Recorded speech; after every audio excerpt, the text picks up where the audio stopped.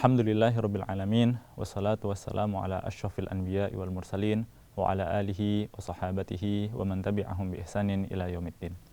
Rabbana 'allimna ma yanfa'una wanfa'na bima 'allamtana, Rabbana zidna ilma warzuqna fahma bi fadlika wa rahmatika ya arhamar rahimin. Wa ba'du. Bapak Budi ceritanya sedang berkurban dan dia berkurban seekor kambing. Bapak Budi kemudian mendapatkan daging dari kambingnya.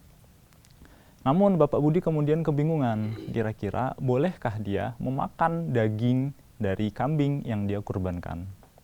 Atau jangan-jangan daging tersebut itu harus dia bagikan kepada orang-orang yang ada di sekitar dia. Takut-takutnya nanti orang yang ada di sekitar dia malah kesel karena dia berkurban tetapi tidak membagikan ke tetangganya. Pertama, kita clearkan terlebih dahulu hukum dari kurbannya. Karena kurban itu bisa sunnah, bisa menjadi wajib. Hukum asli dari kurban itu sunnah. Seperti yang disebutkan di dalam sabda Rasul SAW, ada 3 hal yang itu wajib bagi beliau tetapi sunnah bagi umatnya. Salah satu yang beliau sebutkan adalah berkurban. Maka berkurban hukumnya adalah sunnah.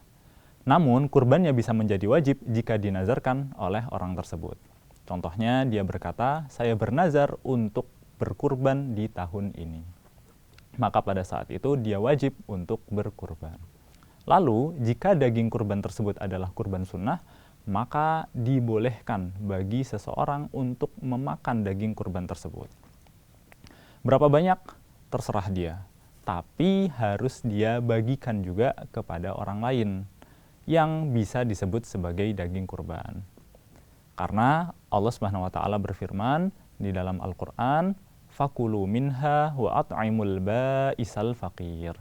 Jadi makanlah dari hewan tersebut dan berikanlah makan kepada orang yang fakir miskin.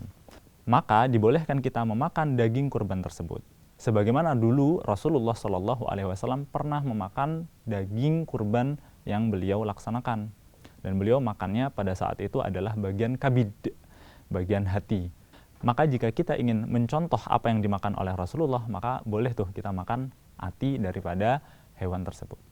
Namun ketika kita makan, jangan lupa untuk dibagikan kepada fakir miskin yang ada di sekitar kita. Catatannya fakir miskin.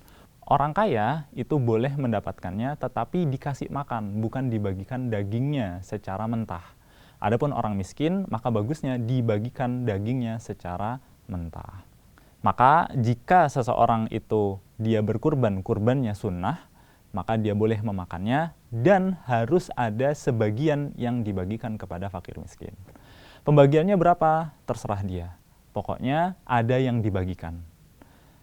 Bagusnya seperti apa? Bagusnya seperti yang disebutkan di dalam ayat. Allah Subhanahu wa taala berfirman, fakulu minha wa at'imul qani'a wal mu'tar. Maka bagikanlah, maka makanlah dari hewan tersebut dan berikanlah makan kepada orang-orang yang meminta dan membutuhkan. Maka para ulama mengambil dari ayat ini bahwasannya daging kurban itu bagusnya dibagi menjadi 3 bagian. 1/3 bagi orang yang berkurban, 2/3-nya dibagikan kepada orang lain. Ini semua jika kurbannya adalah kurban yang sunnah. Adapun jika kurbannya adalah kurban yang wajib, karena dia bernazar misalkan, maka tidak boleh bagi orang yang berkurban mengambil dan memakan dari hewan yang dia kurbankan. Harus semuanya dibagikan kepada fakir miskin. Orang kaya apakah boleh juga untuk makan dari hewan kurban? Boleh, tetapi makannya adalah daging yang sudah jadi, yang sudah dimasak, sudah disuguhi, nah mereka tinggal makan. Tapi kalau orang fakir miskin, mereka lebih baik itu diberikan daging yang masih mentah, agar mereka memasaknya sendiri.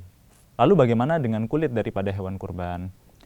Kulit ini diambil oleh orang yang berkurban, jika kurbannya adalah kurban yang sunnah, maka dia nanti memilikinya. Boleh dia gunakan untuk kebutuhan dia. Tetapi kalau misalkan itu adalah kurban yang wajib, maka itu juga harus dibagikan. Apakah boleh dia menjual daging tersebut atau menjual kulit tersebut? Jawabannya tidak diperbolehkan sama sekali menjual kulit atau daging dari hasil kurban. Kenapa? Karena kurban ini adalah ibadah berupa kedekatan kita dengan Allah Subhanahu wa taala. Dan karena dia adalah bentuk dari kedekatan kita kepada Allah Subhanahu wa taala, tidak boleh kita mengambil keuntungan dari apa yang telah kita kurbankan. Maka nggak boleh tuh dagingnya kita jual kepada orang lain, tidak boleh juga kulitnya kita jual kepada orang lain, tetapi kalau mau dikasih juga tidak masalah. Yang penting tidak mengambil keuntungan dari daging atau kulit tersebut. Maka nggak boleh juga akhirnya menjadikan kulit atau bagian dari hewan kurban sebagai upah dari penjagal. Mengapa? Karena kalau kita menjadikan kulit tersebut atau bagian tertentu seperti kepala misalkan atau kaki sebagai upah, karena kalau kita menjadikan bagian tersebut seperti kepala atau kulit sebagai upah, maka seolah-olah kita menjual kulit dan kepala tersebut kepada orang lain yang itu tidak diperbolehkan. Terus bagaimana dengan upahnya? Nah, upahnya berarti uang di luar hasil kurban. Upahnya uang di luar hasil kurban. Tetapi kalau misalkan mau dikasih orang yang penjagalnya, seperti setelah selesai daripada penjagalan, kita berikan kepada mereka secara sukarela tanpa ada penyebutan di awal, ya maka itu tidak masalah. Gitu. Karena jatuhnya kita memberikan bagian dari hasil kurban kepada mereka, bukan sebagai pembayaran atas jasa mereka menjagal hewan kurban kita. Alhamdulillah, itu pembahasan tentang bagaimana Pak Budi menyelesaikan pembagian daripada hewan kurbannya. Barakallahu fikum jami'an. Wassalamualaikum warahmatullahi wabarakatuh.